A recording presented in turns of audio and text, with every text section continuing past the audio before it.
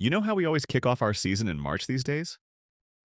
Well, let me take you back to a time when Formula One was a bit more adventurous with its calendar. Picture this. It's January, the height of summer in the Southern Hemisphere, and the world's finest racing drivers are battling it out under the scorching sun of Argentina and South Africa. Between 1953 and 1982, F1 actually hosted 23 Grand Prix in January. That's right. While most of us were still working off our holiday dinners and breaking New Year's resolutions, these legends were already flat out on the track. And let me tell you, these weren't your modern sanitized races with perfect safety barriers and pristine runoff areas. Take the 1953 Buenos Aires Grand Prix, for instance. It was Formula One's first venture into January racing and an absolute whirlwind. Imagine thousands of spectators just wandering around the track edges. No barriers, no security, just pure racing madness. Sadly, that freedom came at a terrible price when Giuseppe Farina's Ferrari lost control and plowed into the crowd, resulting in a tragic loss of life. It was the kind of event that makes you question everything and a stark reminder of why we need proper safety measures. But the spirit of January racing lived on. By the 1960s, F1 shifted its January adventures to East London in South Africa. Not that East London, this was the South African one, complete with the Prince George circuit that made drivers earn their summer holidays. It became this sort of New Year's tradition, like making resolutions you'll probably break, except these guys were breaking lap records instead. On New Year's Day 1965, Jim Clark pulled off what we call a Grand Slam. Pole position, fastest lap, led every lap, and won the race. Talk about starting your year with a bang. Then in 1967, the action moved to the legendary Kyalami circuit. Now, if you've never heard of Kyalami, imagine a track that could make even the bravest drivers question their life choices. It was fast, it was challenging, and in the January heat, it was absolutely brutal. But man, did it produce some incredible racing. By the 1970s, F1 got a bit greedy, in the best possible way. They thought, why stick to one continent when we can have both? So they brought Argentina back into the mix and added Brazil for good measure. You had races bouncing between South America and South Africa, turning January into this amazing summer racing festival. And let's be honest, who wouldn't want to escape the European winter for some South American sunshine? These January races weren't just about escaping winter, though. They were proper, full-on championship rounds where careers were made and legends were born.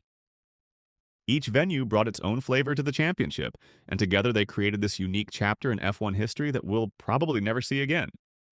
Unless, of course, someone convinces F1 that starting the season with a New Year's Day race might be a good idea. Now, wouldn't that be something? So, why did F1 race in January back then? Well, it all came down to some pretty clever thinking by the sport's bigwigs after World War II. See, they needed to keep the racing going year-round to stay competitive and keep developing their cars. But Europe in winter? Not exactly prime racing weather unless you're really into ice skating with race cars. That's when someone had the brilliant idea to look south, way south. While Europe was freezing, places like Argentina and South Africa were basking in their summer sun. Perfect racing conditions. Plus, these weren't just makeshift events to fill the calendar. They became proper iconic venues. Buenos Aires had this electric atmosphere you couldn't replicate anywhere else, and Kyalami? That track became legendary for sorting out who had done their homework over the winter break. But here's the really smart part. These January races gave teams a chance to test their new cars in actual race conditions before the European season kicked off. Think of it as F1's version of a dress rehearsal, except with points on the line and some seriously motivated drivers who'd been itching to get back behind the wheel after the winter break. Of course, it probably didn't hurt that while their colleagues back home were shoveling snow, the teams got to spend a few weeks in sunny Buenos Aires or Johannesburg. I mean, who wouldn't want to swap a European winter for that? Talk about a working vacation. And then things took a dark turn. The sport learned some hard lessons along the way. The tragic accident in 1953 showed the dire need for proper safety measures. Then in 1981, politics reared its ugly head. The South African Grand Prix that year became a weird footnote in F1 history due to the FISA-FOCA war, a power struggle over technical regulations. Imagine flying all the way to South Africa only to find out the race doesn't even count for championship points. Bernie Ecclestone is leading this group called FOCA, basically a gang of independent team owners who are absolutely fed up with FISA, the sport's governing body. Now, FISA was run by this guy, Jean-Marie Balestre, who, let's just say, wasn't exactly winning any popularity contests among the teams. Ecclestone, fed up with FISA, basically said, forget this, and decided to run their own race and even create their own governing body called the World Federation of Motorsport. Talk about dramatic, and as for the race itself, Ferrari and Renault didn't show up. Not exactly the power move they were hoping for. Still, without two of the top teams, the race saw Carlos Reutemann taking the win in his Williams Ford, but here's the kicker, it didn't even count towards the championship. Yeah, all those teams showed up, well, almost all those teams showed up, put on a show, and it was essentially a very expensive protest.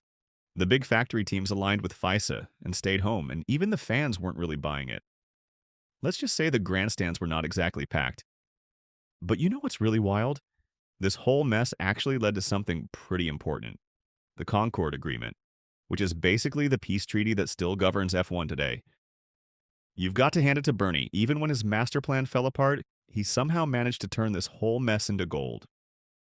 The whole Concord Agreement saga meant Bernie got control of F1's TV rights and, surprise, surprise, ended up becoming one of the most powerful figures in motorsport history.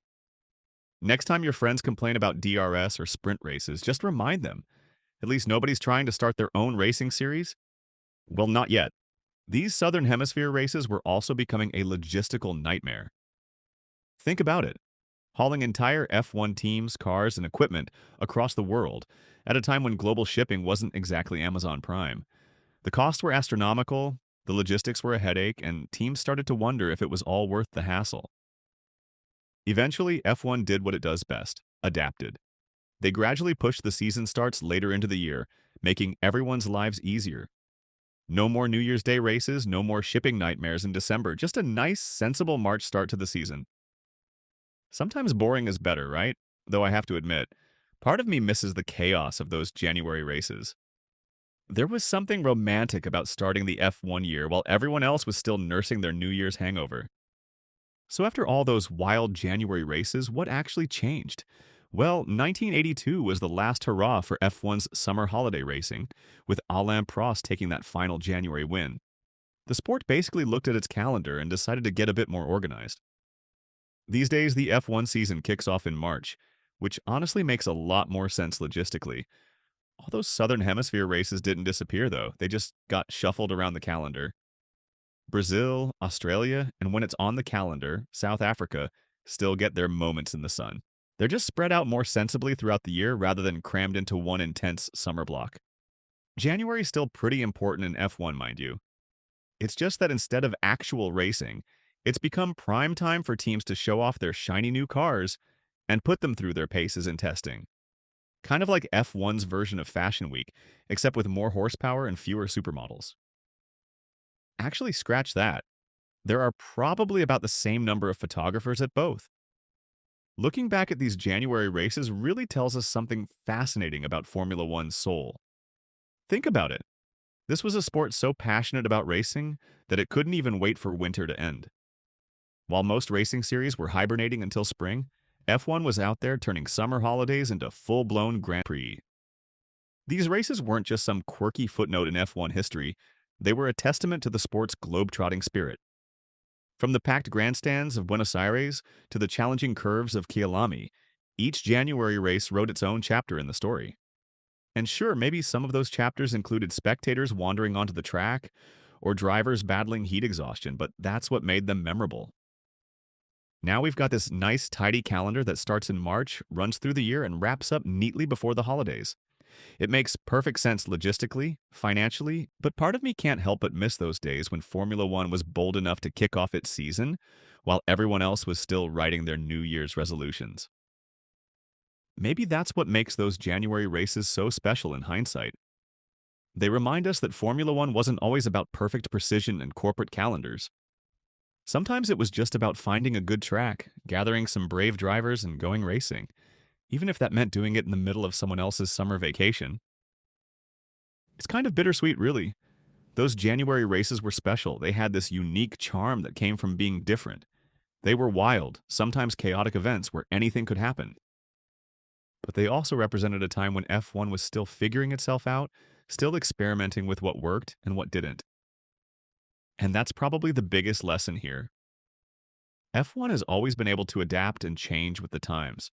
Whether it's moving away from dangerous crowd situations in the 50s or realizing that maybe starting your season in the middle of everyone's holiday break isn't the smartest move, the sport keeps evolving.